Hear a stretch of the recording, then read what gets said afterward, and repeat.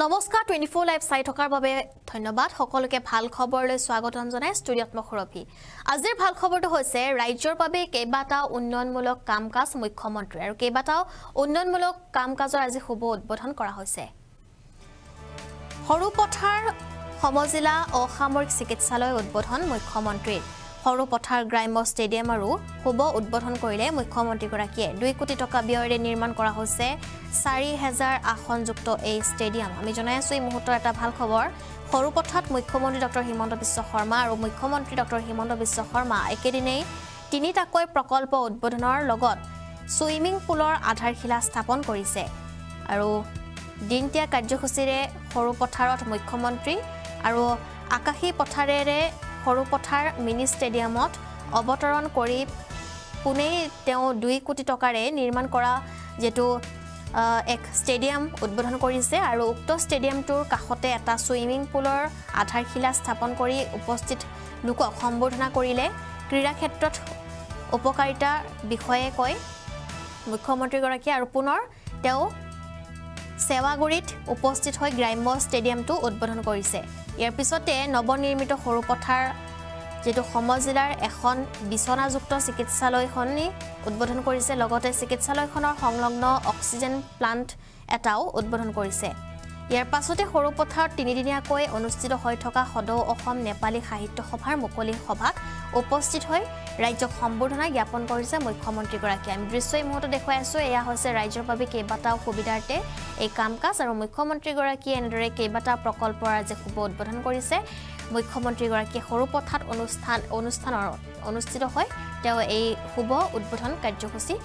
অনুষ্ঠিত কৰিছে মন্ত্ৰীগৰাকীৰ হেয়া শুনাবলৈ চেষ্টা কৰিম এই মুহূৰ্তত আজি সৰুপথাৰ সমষ্টিত দিনজোৰা কাৰ্যসূচীৰে মোৰ অহাৰ সৌভাগ্য হৈছিল ৰাতিপুৱা সৰুপথাৰ ইনডোৰ ষ্টেডিয়ামৰ আমি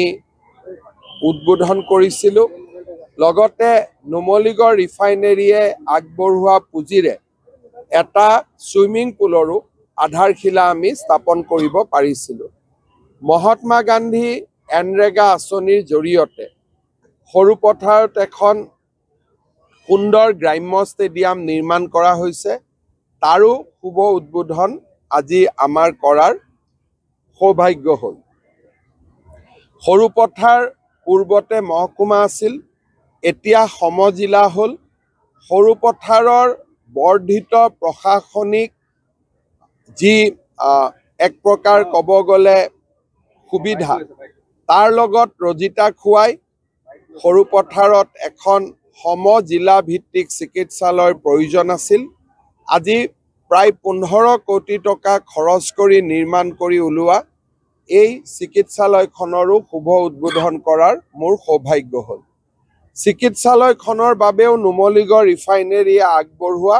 এটা অক্সিজেন প্লান্টটো আমি দিবৰ বাবে বা উদ্বোধন কৰিবৰ বাবে সক্ষম হলো আমাৰ অক্সিজেন প্লান্টটো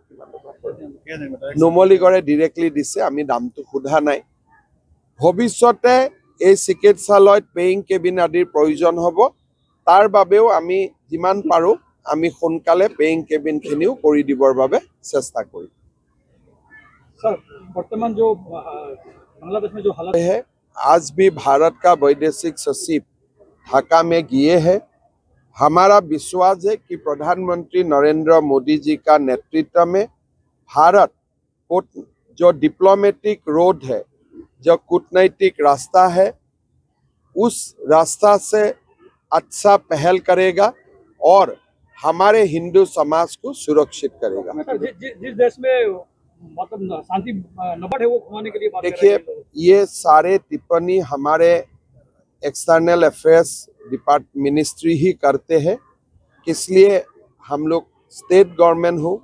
और स्टेट गवर्नमेंट विदेश का ऊपर टिप्पणी नहीं करते हैं ये हमारे प्रधानमंत्री जी वैदेशिक मंत्री ही करते हैं लेकिन जो बांग्लादेश में हिंदू समाज का ऊपर जो अत्याचार हो रहा है उत्पीड़न हो रहा है इससे हम लोग काफ़ी आहत है और हम लोग बहुत दुखी हो मेरा मानना है कि कुछ ना कुछ रास्ता जरूर निकालेगा हमारे हिंदू समाज सुरक्षित होगा বাংলাদেশত হিন্দু সমাজৰ ওপৰত চলি থকা বৰ্বৰ অত্যাচাৰে আমাক বেদনাসিক্ত কৰি তুলিছে। এখন ইছলামিক ৰাষ্ট্ৰত সংখ্যালঘু হিন্দু সমাজক কি ধৰণে নিৰ্মম অত্যাচাৰ চলোৱা হৈছে তাক প্ৰত্যক্ষ কৰি আমাৰ সকলোৰে চকু মেল খাইছে। আগতে পাকিস্তানত অত্যাচাৰ হৈছিলে, এতিয়া বাংলাদেশত অত্যাচাৰ হৈছে। ই এটা কথা স্পষ্টভাৱে প্ৰমাণ কৰিছে যে যি দেশ ধৰ্মীয় গোৰামী ভিত্তিত নিৰ্মাণ হয় বা যি দেশৰ জনসাধাৰণে ধৰ্মৰ নামত অত্যন্ত গোৰামী কৰিবলৈ আৰম্ভ কৰে, সেই সমাজে সংখ্যালঘু লোকসকলক নিৰাপত্তা দিব নোৱাৰে। আজি আমাৰ ভাৰতে ধৰ্মনিৰপেক্ষতাৰ উত্তম নিদৰ্শন দাঙি ধৰিছে। মই আশা কৰোঁ যে পাকিস্তান, বাংলাদেশৰ দৰে দেশসমূহে ভাৰতৰ পৰা শিকিব আৰু আমাৰ দেশৰ ভিতৰত যিসকল ব্যক্তি আছে, যিসকলে পাকিস্তান বা পাকিস্তানৰ ক্ৰিকেট দল আদি জিকিলে আনন্দ প্ৰকাশ কৰে, তেওঁলোককো মই অনুৰোধ কৰিম যে আপোনালোকে চাওক যে বাংলাদেশ, পাকিস্তানৰ দৰে ৰাষ্ট্ৰই আমাৰ সমাজক সুৰক্ষিত দিব নোৱাৰে। তেওঁলোকক অন্ধ অনুকৰণ আমি বন্ধ কৰিব লাগে আৰু আমি আমাৰ সমাজখন সুৰক্ষিত কৰিব লাগে।